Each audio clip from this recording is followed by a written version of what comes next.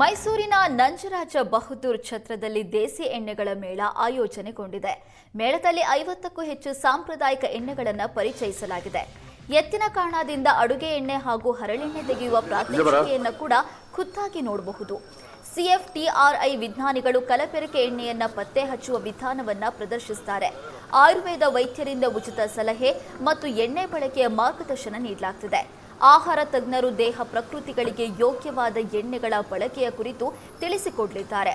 ಮೇಳದಲ್ಲಿ ಎಣ್ಣೆ ಬೆಳೆಗಳ ಕೃಷಿ ಮತ್ತು ಮೌಲ್ಯವರ್ಧನೆ ಬಗ್ಗೆ ತರಬೇತಿ, ಸಾಂಪ್ರದಾಯಿಕ ಎಣ್ಣೆಗಳ ಬಗ್ಗೆ ಅರಿವು ನೀಡುವ ಕೆಲಸ ಮಾಡಲಾಗಿದೆ.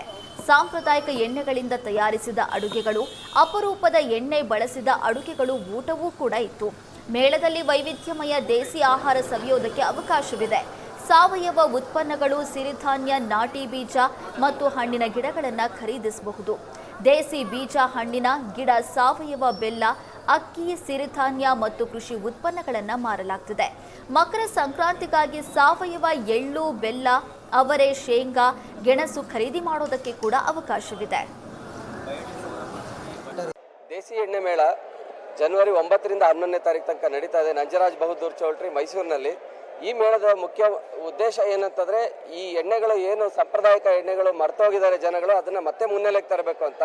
ಈ ಎಣ್ಣೆಯ ವಿಶೇಷ ಏನಂತಂದ್ರೆ, ಇಲ್ಲಿ ಲೈವ್ ಆಗಿ ಎತ್ತಿನ ಗಾಣನ ಇಟ್ಟು ಇಲ್ಲೇ ಪ್ರಾತ್ಯಕ್ಷಿಕವಾಗಿ ಎಲ್ಲರಿಗೂ ಡೆಮೋನ್ಸ್ಟ್ರೇಷನ್ ಮಾಡ್ತಾ ಇದ್ವಿ.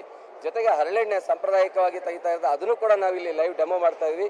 ಇದ್ರ ಜೊತೆಗೆ CFTRI ಇಂದ ಸೈಂಟಿಸ್ಟ್ಗಳು ಬಂದಿದ್ದಾರೆ. ಆಯಿಲ್ನೆಲ್ಲ ಹೇಗೆ ಅಡಲ್ಟ್ರೇಷನ್ ಆಗ್ಬೋದು ಅನ್ನೋದನ್ನ ಇಲ್ಲಿ ಲೈವ್ ಆಗಿ ಡೆಮೋ ಮಾಡ್ತಾ ಇದ್ದಾರೆ ಬಂದಂತ ಎಲ್ಲ ಜನಗಳಿಗೆ.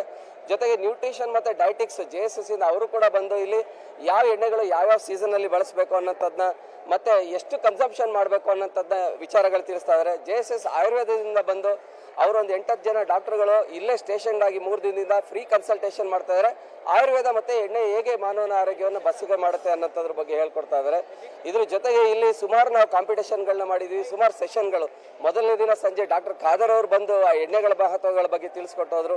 ತುಂಬಾ ರೆಸ್ಪಾನ್ಸ್ ತುಂಬಾ ಚೆನ್ನಾಗಿದೆ. ಹೆಚ್ಚು ಕಡಿಮೆ ಈಗ ನೀವೇ ಗಮನಿಸ್ತಾ ಇದ್ರಿ, ಇಲ್ಲೆಲ್ಲ ಇವತ್ತು ಭಾನುವಾರ ಕೊನೆ ದಿನ ಆಗಿರೋದ್ರಿಂದ ನಿಲ್ಲಕ್ಕೂ ಜಾಗ ಆಗ್ತಾ ಇಲ್ಲ. ತುಂಬಾ ಜನ ಬರ್ತಾ ಇದ್ದಾರೆ, ವಿಚಾರಗಳನ್ನ ಎಲ್ಲ ತಿಳ್ಕೊತಾ ಇದ್ದಾರೆ. ಈ ಎಣ್ಣೆ ಮೇಳದಲ್ಲಿ ಸುಮಾರು 58 ರೀತಿ ಎಣ್ಣೆಗಳನ್ನ ಇಲ್ಲಿ ಒಂದೇ ಸೂರಿನಡಿನಲ್ಲಿ ತಂದು ಇಲ್ಲಿ ನಾವು ಇವತ್ತು ನಂಜರಾಜ ಬಹದ್ದೂರ್ ಛತ್ರದಲ್ಲಿ, ಮೈಸೂರು ನಂಜರಾಜ ಬಹದ್ದೂರ್ ಛತ್ರದಲ್ಲಿ ದೇಸಿ ಗಾಣದ ಎಣ್ಣೆಗಳ ಮೇಳ ನಡೀತಿದೆ. ತುಂಬಾ ಖುಷಿ ಆಗ್ತಿದೆ. ಮಕ್ಕಳುಗಳಿಗೆ ಎಣ್ಣೆ ಎಲ್ಲಿಂದ ಬರುತ್ತೆ ಅನ್ನೋದೇ ಗೊತ್ತಿರಲ್ಲ.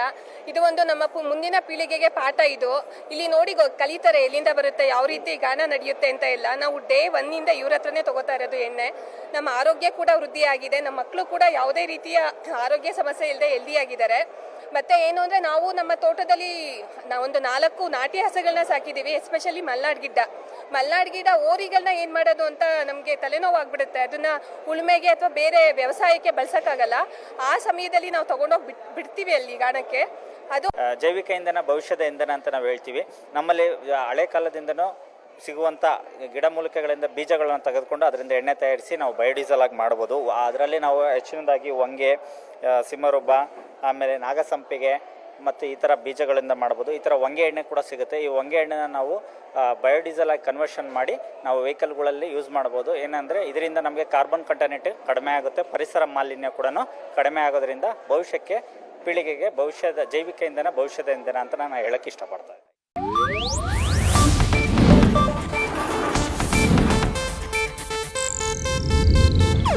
ಇದು ಏಷ್ಯಾನೆಟ್ ನ್ಯೂಸ್ ನೆಟ್ವರ್ಕ್ ಪ್ರಸ್ತುತಿ.